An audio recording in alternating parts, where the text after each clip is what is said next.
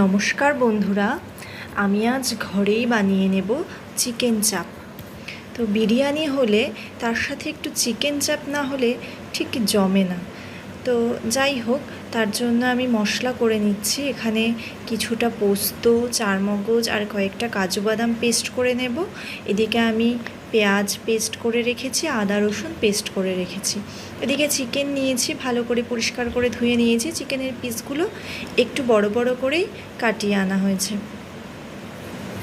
এর মধ্যে এবার মশলাগুলো দিয়ে দিলাম।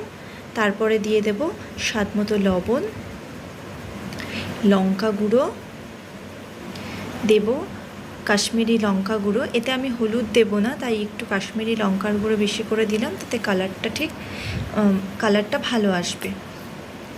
আর দেব কিছুটা বিরিয়ানি মশলা, আর যে মশলাটা করেছিলাম পেস্ট, পোস্ত, কাজু, চারমগজ, সেটাও দিয়ে দিলাম। এবার ফেটিয়ে রাখা টক দই দেব কিছুটা।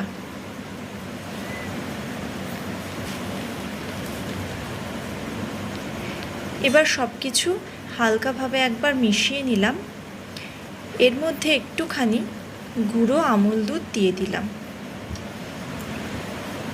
আর দেব অল্প একটু ছোলার ছাতু। আমি এখানে 1 চামচ মতো ছোলার ছাতু দিয়েছি। এখানে আমার বেশি মাংস নেই, 300 মতো মাংস আছে।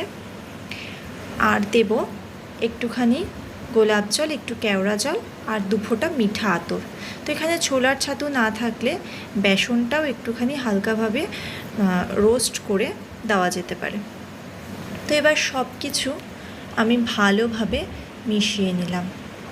এবার আমি ম্যারিনেট করা চিকেনটা মিনিমাম 1 ঘন্টার জন্য আমি রেখে দেব। এরপর মূল রান্নাটায় ফিরে আসি 1 ঘন্টা পরে।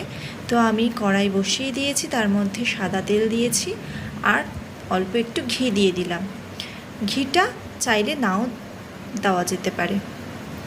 এবার আমি ওর মধ্যে চিকেনের পিসগুলো মশলা থেকে তুলে একটা একটা করে দিয়ে দিলাম। এই সময় গ্যাসটাকে কিন্তু লোতে করেই চিকেনের পিসগুলো এপিট ওপিট হালকাভাবে একটু ভেজে নিতে হবে।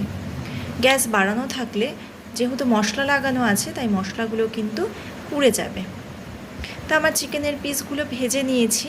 এরপরে আমি যে বাদবাকি মশলাটা ছিল সেটা আমি দিয়ে দিলাম। এবার চিকেনের সাথে মশলাটাকে ভালোভাবে মিশিয়ে নেব। আমি তেলটা একটু বেশিই দিয়েছি। তো আমার এসব রান্না একটু তেল না হলে ভালো লাগে না, কারণ রোজ রোজ তো আর এসব খাওয়া হয় না। আপনারা চাইলে কিন্তু কম তেল দিয়েও করতে পারেন, এতে কোনো অসুবিধা নেই, টেস্টটা কিন্তু একই রকমই আসবে।